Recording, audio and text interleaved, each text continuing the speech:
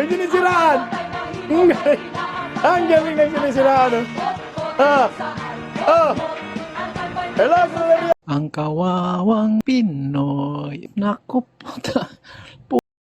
puta, alam mo sa ito, ay yun, nandito naman po tayo. Ito, mang-asar na naman po tayo dito. No? Mang-asar ito, di natin masasabi kung mang-asar ba ito dito sa post na ito ng PTB page. No? So dito makikita natin dito na ito po yung sinasabi ko na lumalaganap na ang mga masamang elemento. So dito, ito yung post nila. No? Talagang ito basahin natin. Paalala. Sensitibong balita. Tingnan. Iniimbestigahan ngayon ng Karkar City PNP.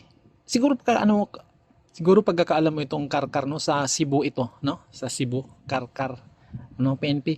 Ang nadiskobring kabaong na nakalabas mula sa nicho nitong linggo ng umaga. Ayon sa sepulturirong nag-ulat sa kanila, nakabukas umano ang kabaong at hinubaran ng damit ang bangkay na kalilibing lamang sa sementeryo ng barangay Ukanya noong Sabado. Malinaw, di ba? Malinaw kung ano ang ginawa. Nakakuha ng samples ang suko mula sa bangkay at ipinadala na sa Manila para masuri kung inabuso ang bangkay. Nanawagan naman ang pamilya ng yumao na igalang ang kanilang pagluluksa sa pagpanaw ng miyembro ng kanilang pamilya na nasangkot sa di pangkaraniwang insidente. Yun ang sinasabi ko. Una, hindi normal ang gumagawa nito, no? Hindi normal. Sino ba yung mga hindi normal? Siyempre yung mga abnormal. Hindi. So, kung ako ang tatanungin kung sino bang gumagawa dito, ang gumagawa dito ay wala nang katinuan sa isip. Hindi yung ordinaryong baliw. Wala nang katinuang isip dahil lulong sa droga. In madaling salita, addict, mga drug addict. Nanawagan po ako sa Quadcom. Mga Quadcom. Kayo dyan, barbers. Ako, sino pa ba yung mga nagmamatapang dyan sa Quadcom na yan? Yung matanda dyan, si Abante. Ayan, sino pa? Si Paduano, sino pa ba iba dyan? Fernandez, ayan, Quadcom, tingnan nyo yung ginawa dyan sa sementeryo. Ayan, kung sa bagay, dapat ang ginawa yan, yung nakalibing dyan sa may bayani, yung diktador, dapat ganyanin din. Alam mo, talagang nakakagigil ito. Itong post na ito, no? So, hindi po talaga ito, talagang ako sa sistema ng gobyerno natin ngayon, no? Dahil todo habol sila sa mga Duterte. Ilang komite dyan sa House of Representatives. Ilang komite yan na lahat ng investigasyon nakatarget sa mga Duterte sa nakaraang administrasyon. Hindi nila tinutukan yung kasalukuyang problema ngayon. Puro kayo war on drugs. Ayan, war on drugs. Tingnan mo. Sino bang gumagawa niyan, mga Quadcom kayo? Ha? Ito, tingnan natin itong na to. Post na to. Mayroon itong 204 kasi lang ito. 204 na reaction. Ayan 204 na reaction at mayroong 78 na comments. So tignan natin tong mga dito, no? Itong mga reaction niya. Kagaya sa mga ginagawa natin. Kita nyo? Kaya makita natin dito sa mga nandito sa itong PTB na to ay mga tao talaga to. Tingnan mo. Walang tumatawa. Walang tumatawa. So, ibig sabihin, itong mga tao nandito ay mga tao talaga ito. Dito naglabas ng saloobin yung mga ordinaryong mga Pilipino na buwisit na sa administrasyong ito. Mayroong 96 like, mayroong 88 na umiiyak, mayroong 55 na galit, mayroong 2, mayroong isang So, dito natin makita na itong mga nag-reaction dito sa PTB, mga post ng PTB. So, mga tao talaga ito, no? Kaya kung makita mo yung mga bumabaha dito, lumulunod, bumabaha dito na mga tumatawa. So talagang mga tumatawa talaga sila sa gobyerno ito. Ngayon tingnan naman natin yung mga post, mga comments nila dito. Alam na ako, putang ina. Talagang nagigil yung ginagawa nito. Ayan basahin natin itong mga comments na to. Kung ako talaga ang tatanungin, gusto ko talagang ibalik yung war on drugs talaga. Gusto ko talaga di bali ng makikita ko yung bumubulagta yung mga addict dyan, bumubulagta yung mga drug lord dyan. Wala akong pakialam dyan. Kasi ako ako dahil kitang-kita ko talaga, ako nga mismo personal kong naranasan yung umaalis tayo dito tapos bigla ka na lang anuhin ng mga taong hindi mo naman pinakialaman. Kaya talagang sana may balik yung war on drugs. Ito, basahin natin yung comment nitong isa. Sobrang taas na ng crime rate ngayon dahil umatake na naman ang mga halang ang kaluluwa na bangag sa druga.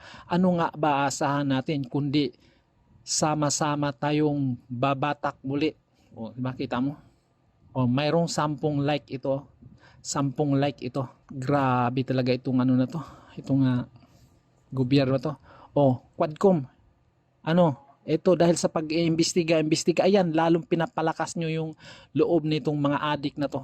Ito ba? Paano hindi dadami yung droga sa Pinas? Yung mga protektor sa droga ay pinakulong ni Duterte, pinalaya ni Marcos, kaya lalong magpipista ang mga user at drug lord sa Pinas. Tama. So lalong nagpipista. Ayan na nga oh. Pati yung patay na nanahimik, tang ina. Talagang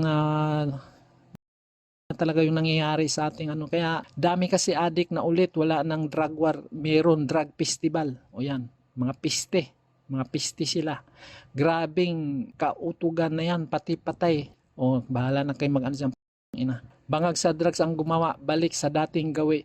Kapag anak ni BBM yan, grabe talaga na paggawa ng droga. Mga bangag lang makagawa niyan. Sinong matinong nag-iisip makagawa niyan for the record sa bagong Pilipinas. O, diba? Pero alam ko dati bago si Duterte, may nangyari ng ganyan dati Alam ko dati noon nangyayari na yan. Yung kasagsagan ng droga talaga sa Pilipinas dati na yung mga marami na dito mga laboratory, yun. Panahon ng ni Pinoy yata yun eh. Panahon ni Pinoy na dito na sa Pilipinas gumagawa ng droga, mga drogista. Yun dati. Nung pumasok si Duterte, talagang tinutumba yung mga ano doon. Kaya naging nalinis. Ngayon, balik na naman sila. Ayan, katunayan yan. Katunayan niyang mga ganyang klaseng pangyari. Hindi pa yan. Yung kidnapping dyan sa Zamboanga. Bakit hindi yung iniimbestigahan ng Quadcom na yan? Bakit hindi iimbestigahan ng gobyerno yung mga yan? Mga karahasan dito ngayon. Mga nawawalang mga bata. Dami. Hinahabol nyo kasi tinatakpan nyo dahil napaka-failure yung gobyerno na to. Nakakalain mo, sino bang gagawa ng matino ng ganyan? Kaya kayo na pong bahala. Kaya sana magkakaroon tayo ng isang himala at babalik yung drug war. Grabe itong mga pangyayari ito. Kaya panawagan po dyan sa Quadcom na yan, barbers, kayo ni Abante, kayo ni Fernandez, kayo ni sino pa yung mga maangas magsalita dyan sa Quadcom, yung si Pimentel, yung mga maangas kayo si Paduano, o yan, imbestigahan nyo yan, o anong masasabi nyo yan, sino bang gumagawa niyan sa tingin nyo, gawain ba yan ng normal na tao, utang sino ba kasi nag-isip ng ng Quadcom na yan, yan, palakpakan kayong mga adik ngayon. Babasahin lang natin itong pahayag ng isang retiradong sundalo, no? Kaawa-awa ang mga susunod na henerasyon ng Pilipino sa ginagawa ninyong paggigipit kay Pres Duterte sa inilunsad niyang war on drugs. Pag ganyan ang gagawin natin, wala na ulit lalaban sa droga. Darating ang araw mga drug lords ang maghahari sa Pilipinas. Kung gusto ninyong gawan ng issue si Pres Duterte, kahit ano, wag lang sa war on drugs dahil tunay na laban iyon. Nauubos ang mga drug laboratories sa bansa natin nung panahon niya. Kayong mga siga ngayot mahina na si Pres Duterte, ano ba naiambag ninyo sa laban sa droga? Brigadier General Virgilio R. Garcia, Jags, retired. Yun. Real talk po yan, no? So, totoo po yung sinasabi po ni itong retired general na to, no? Ano nga bang naambag nitong Quadcom na to? Kaya nyo bang sagutin mga taga-Quadcom? Kayo dyan mga nagnganganak dyan sa House of Representative, yung mahabol sa mga Duterte. Anong naiambag nyo sa paglaganap ng droga dito sa ating bansa? At isa pa, no? Balikan natin yung nangyari dyan sa Cebu. Yung namamayapa na at binastos pa, binabalahor pa ng isang masasabi nating adik, kasi adik lang naman talagang may kakayanang gumawa ng ganyan eh. O kayo dyan mga nagputak ng putak yan sa sinasabi ni BP Sara. Diba sabi ni BP Sara, ipahuka yung diktador at itatapon sa South China Sea. Sinabi lang niya yun. O, putak na putak kayo. Talagang iyak na iyak kayo. Kasama na yung pambansang